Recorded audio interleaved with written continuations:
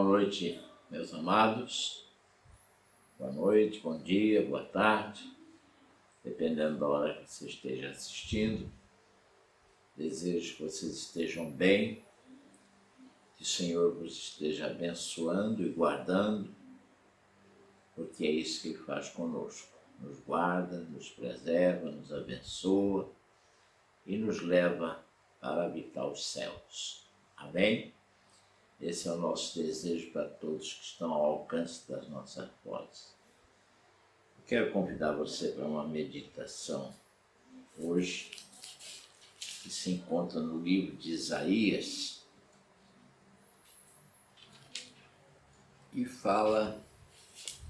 o texto em si fala do sofrimento e da fidelidade do servo do Senhor, mas a lição que eu quero deixar com vocês hoje é a respeito dos predicados dos servos de Deus, ou seja, das qualidades que os servos de Deus adquirem ao receber a Cristo como Senhor e Salvador.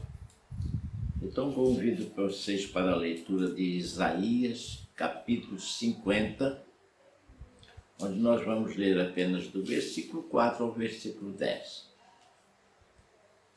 E diz assim a palavra do Senhor. O Senhor Deus me deu uma língua erudita, para que eu saiba dizer boa palavra ao cansado. Ele me desperta todas as manhãs, desperta o meu ouvido para que eu ouça, como aqueles que aprendem. O Senhor Deus me abriu os ouvidos e eu não fui rebelde, nem me retraí. Ofereci as costas aos que batiam e o rosto aos que me arrancavam a barba.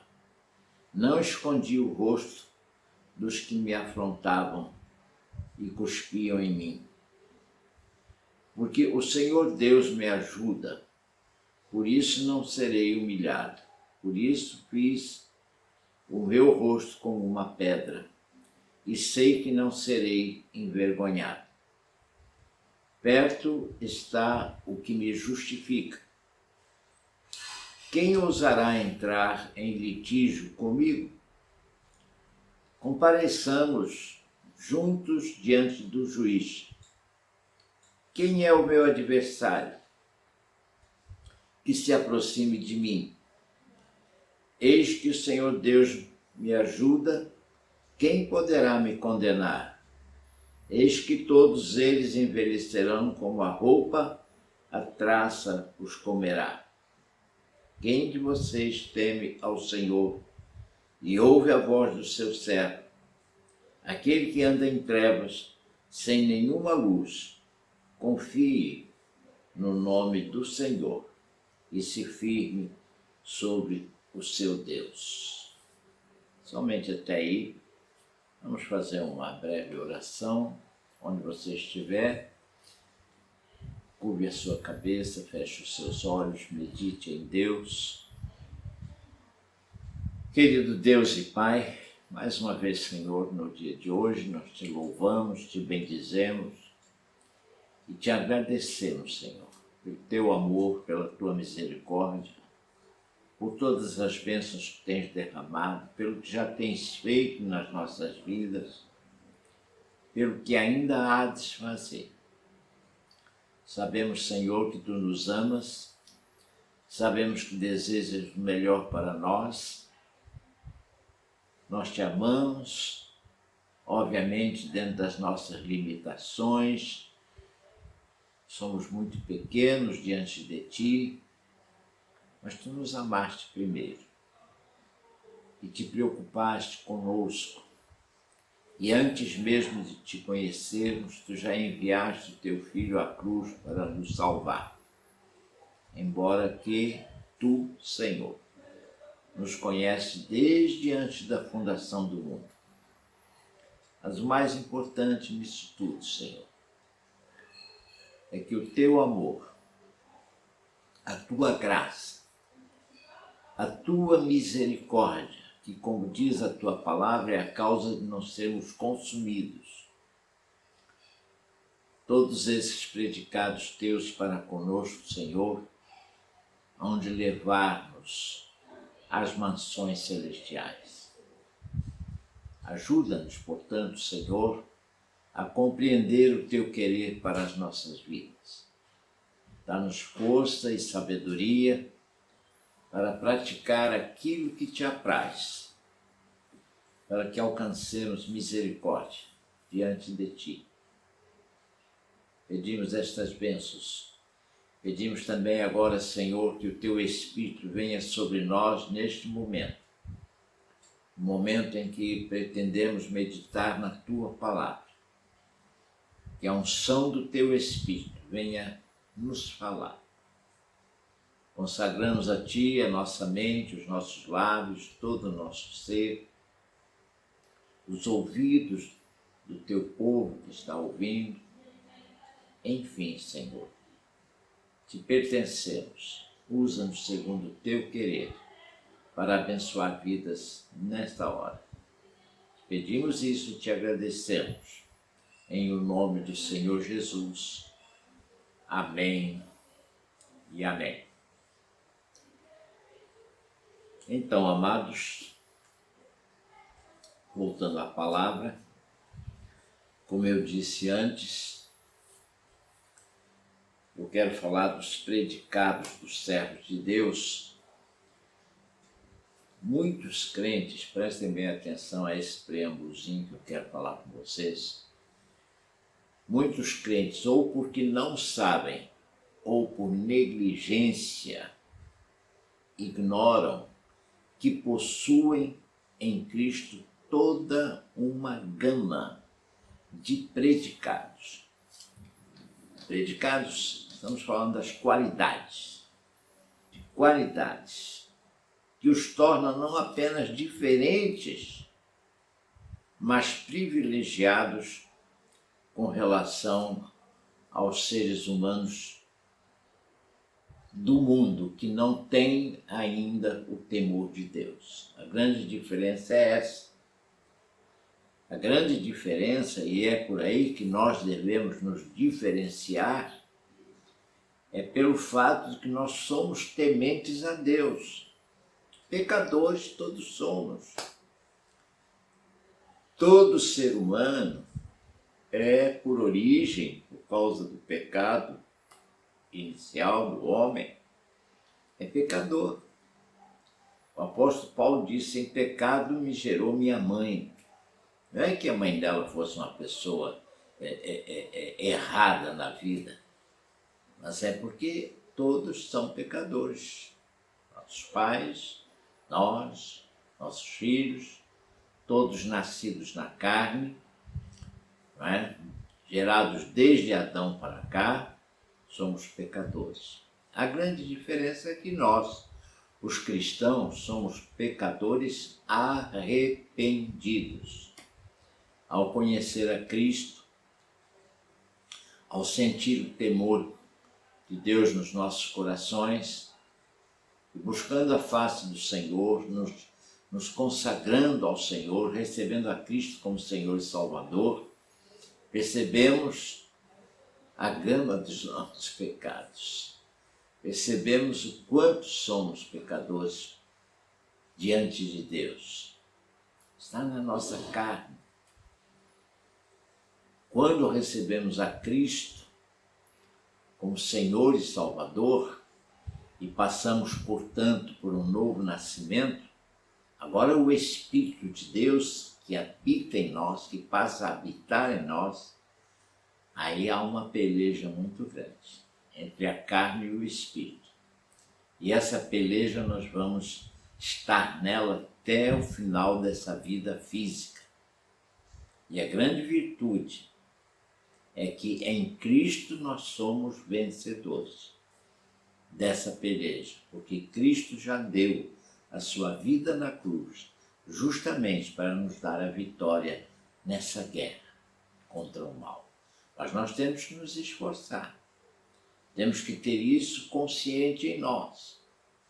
É por isso que eu convido sempre a igreja a ler as Escrituras, para poder discernir, porque as tentações sempre virão, os ataques do inimigo, as pelejas da vida, as lutas da vida sempre virão, mas você precisa ter discernimento para entender o que é o pecado e o que não é o pecado, e optar pelo que não é o pecado.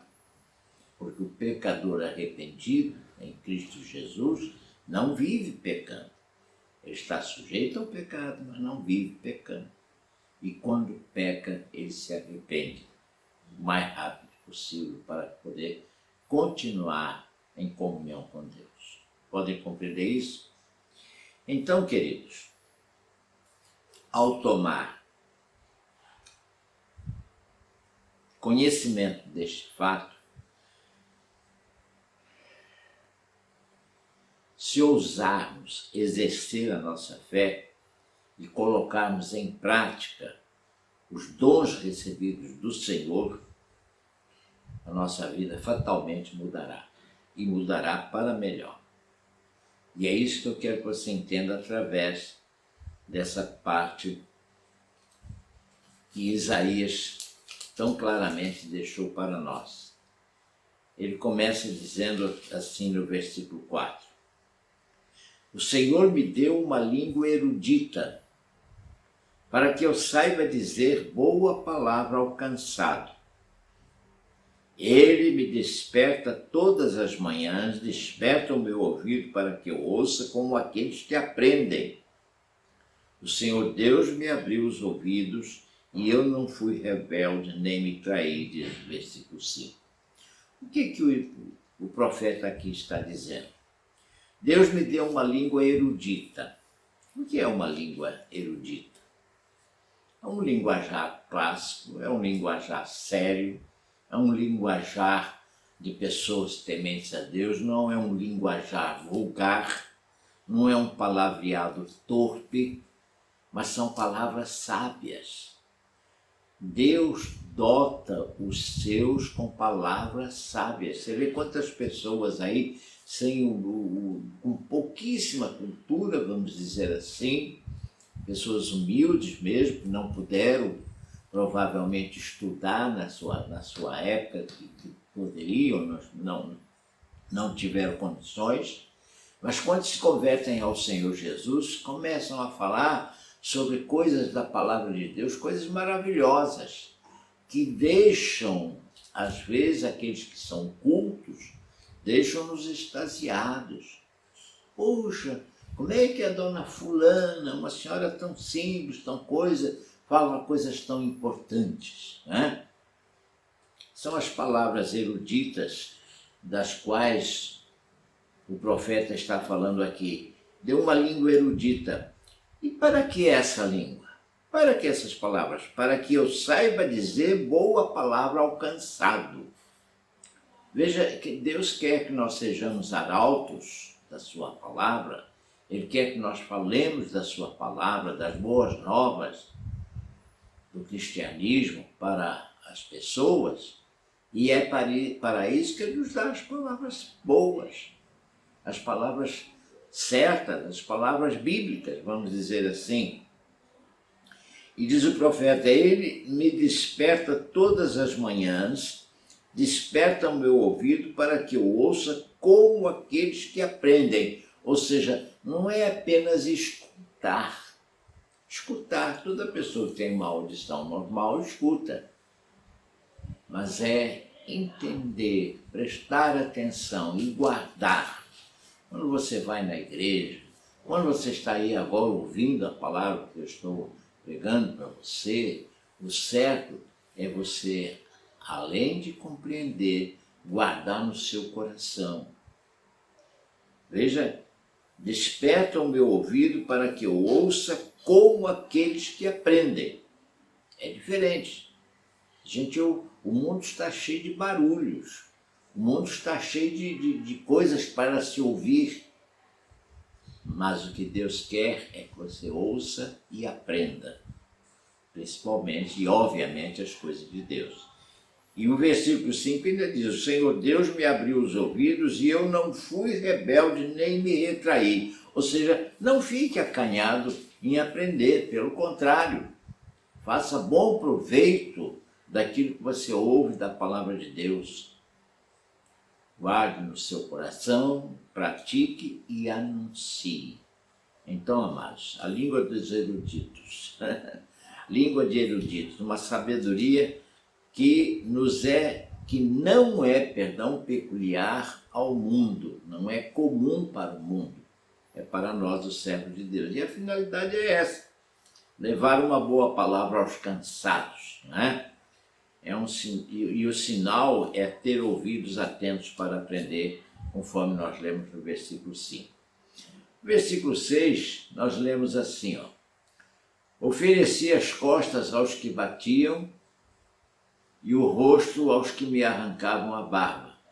Não escondi o rosto dos que me afrontavam e cuspiam em mim. Veja, temos que suportar sem protestar os nossos sofrimentos. Sofrimentos indescritíveis pelos quais passamos. Muitas vezes o mundo tenta nos envergonhar, muitas vezes o mundo tenta nos decepcionar, o mundo nos trai, o mundo nos engana, o mundo não nos perdoa, mas o importante é saber que temos um Deus que nos ama, que nos perdoa quando lhe confessamos os nossos pecados e que cuida de nós. Podem compreender isso?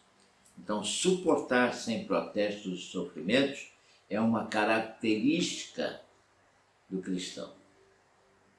E quando eu digo sem protestos, eu digo sem blasfemar, sem, murmurar, que é o que o povo de Israel fez ao atravessar o deserto. Murmuravam demais, reclamavam demais, porque lá no Egito nós tínhamos comida à vontade e aqui passamos fome. Eles se esqueciam que estavam fugindo da escravidão, estavam saindo da escravidão, foram libertos da escravidão e qualquer preço a pagar ali seria justo.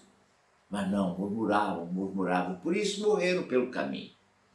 Só se salvou a geração seguinte, que foi nascendo pelo deserto, com exceção de Josué e Caleb, que sempre se mostraram fiéis.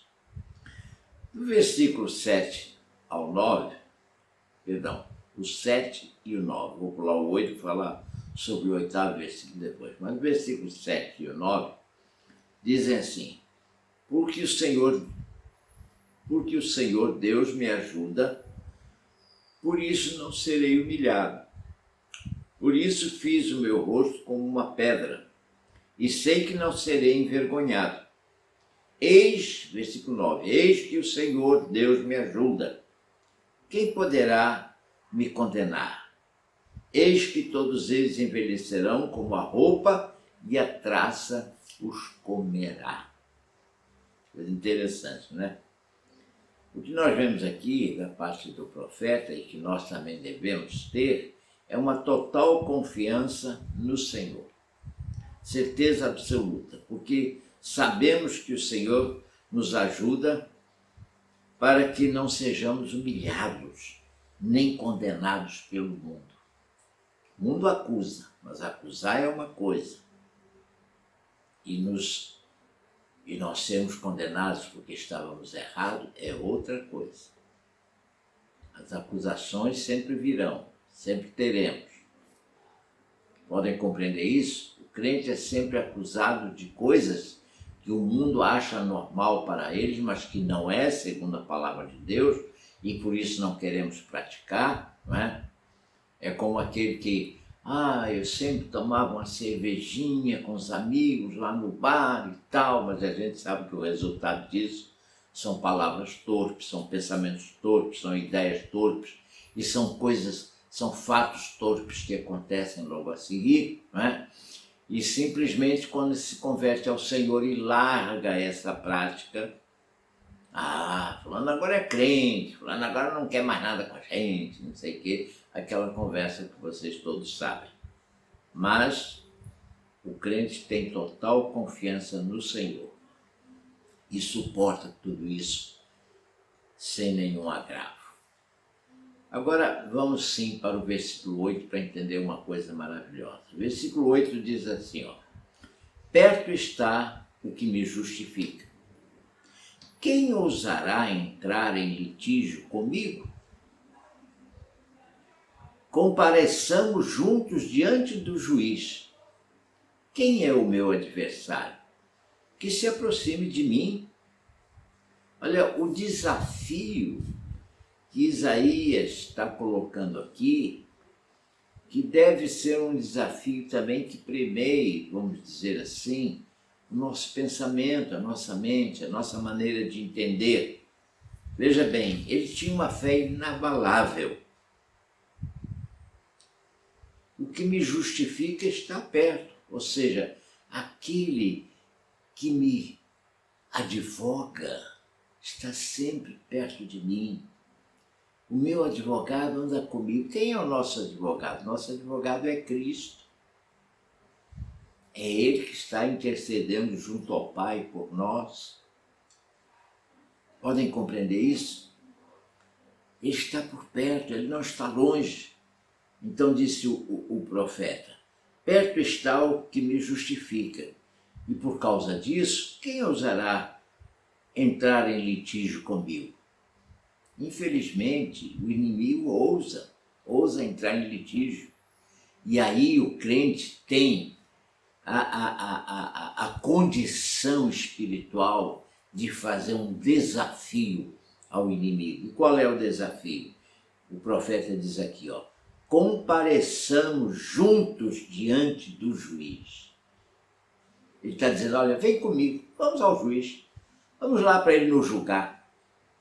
Já que você acha que está certo, e eu que conheço a palavra de Deus, e eu que sou um servo do Senhor, tenho consciência que estou certo, vamos ver no julgamento diante de Deus.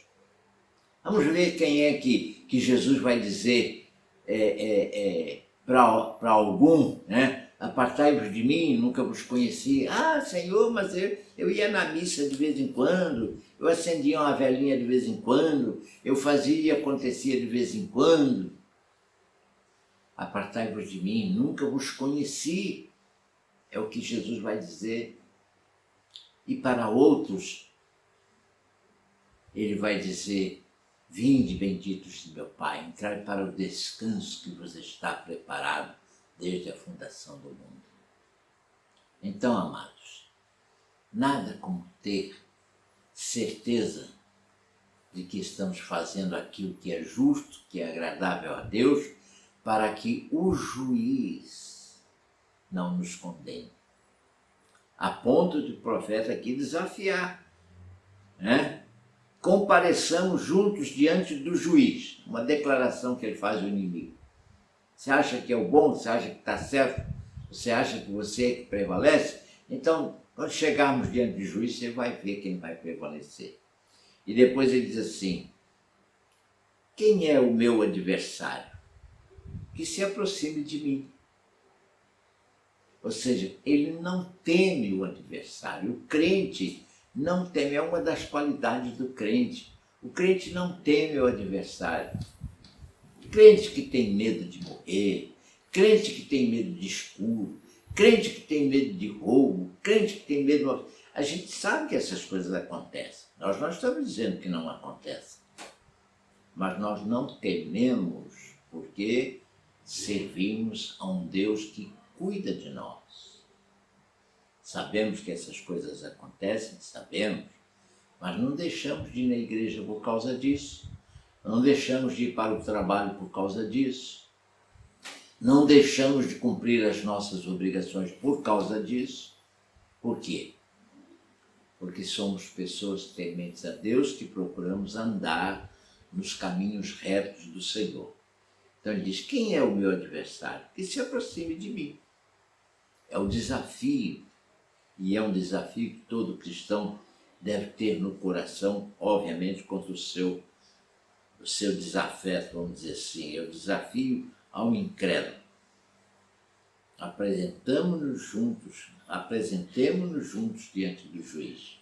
E para nós encerrarmos, queridos, o versículo 10 diz assim: quem de vocês teme o Senhor e ouve a voz do seu servo.